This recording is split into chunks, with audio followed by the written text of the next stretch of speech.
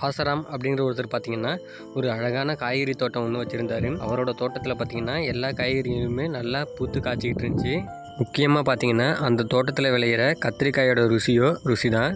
அதனால் எப்போவுமே காய்கறி சந்தையில் அவரோட தோட்டத்தில் விளைஞ்ச கத்திரிக்காயை வாங்குறதுக்கு மக்கள்கிட்ட எப்போவுமே கடும் போட்டி இருக்கும். அதே ஊரில் ஊர்வாடி அப்படிங்கிற ஒருத்தன் இருந்தான். அவனோட கொள்கை என்னென்னா, உழைக்காமலே பிழைக்கணும், எந்த வேலைக்கும் போகாமல் வாழணும் அப்படிங்கிறது தான் அவனோட கொள்கையாகவே இருந்துச்சு. அந்த ஊர்வாடியோட மனைவிக்கோ கத்திரிக்காய் குழம்பு வைக்கணும்னு ஒரு ஆசை வந்துச்சு. அதுவும் வாசராம் தோட்டத்தில் உள்ள கத்திரிக்காயை சமைச்சு சாப்பிட்ணும் அப்படின்னு அவள் ரொம்ப விரும்பினா. அவளோட இந்த ஆசையை தன்னோட புருஷனான ஊர்வாடியிடம் சொல்லி, வாசராம் தோட்டத்துக்கு கத்திரிக்காயை சமைச்சோம்னா வாசனை தூக்கும் அப்படின்னு எல்லாரும் சொல்கிறாங்க. அதனால் நீங்கள் அந்த தோட்டத்துக்கு போய் கத்திரிக்காயை வாங்கிட்டு வாங்க அப்படின்னு சொல்லி வழி அனுப்பி வைக்கிறா. உடனே ஊர்வாடியோ வாசராம் தோட்டத்துக்கு போய் அங்கே இருக்க மதில் சுவரை தாண்டி உள்ளே குதிக்கிறான். இருந்தாலும் அனுமதி இல்லாமல் தோட்டத்தில் வந்து காய்கறிகளை பறிக்கலாமா, என்ன பண்ணலாம் அப்படின்னு சுற்றும் பார்த்து யோசிச்சுக்கிட்டு இருந்தான். உள்ளே கத்திரிக்காயெல்லாம் நல்லா காய்ச்சி தொங்கிக்கிட்டு இருந்துச்சு. எல்லா கத்திரிக்காயும் என்ன பறிச்சுக்கோ அப்படின்னு சொல்கிற மாதிரியே இவனுக்கு தோணுச்சு. உடனே அவன் தன்னிடமே கேட்டுக்கொண்டு பறிச்சுக்கோ அப்படின்னு அவனுக்கே அவன் அனுமதி கொடுத்துக்கிட்டான். கத்திரிக்காயிலெல்லாம் பறிச்சுக்கிட்டு வந்த வழியே அவன் மறுபடியும் மதில் சுவரை தாண்டி குதித்தான்.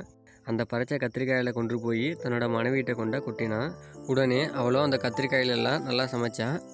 ஊர்வாடியும் அவனோட மனைவியும் அந்த கத்திரிக்காயிலெல்லாம் சாப்பிட்டுட்டு அன்னைக்கு பொழுதை நன்றாக கழித்தனர். ருசி கண்ட பூனை சும்மா இருக்காது அப்படிங்கிறதுக்கு ஏற்ற மாதிரி அவனோட மனைவியோ அவனை அடிக்கடி போய் அந்த கத்திரிக்காய்களை பறிச்சிட்டு வர சொன்னான்.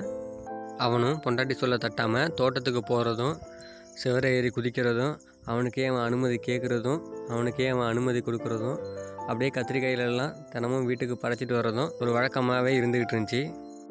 தோட்டத்துக்கு சொந்தக்காரரான வாசராமு இப்படி கத்திரிக்காய்கள் தினமும் காணாமல் போவதை புரிஞ்சுக்கிட்டாரு. அதனால் அந்த திருடனை அவர் பிடிக்கணும்னு முடிவு பண்ணி ஒரு நாள் அந்த மரத்துக்கு பின்னாடி போய் அவர் பதுங்கிக்கிட்டார்.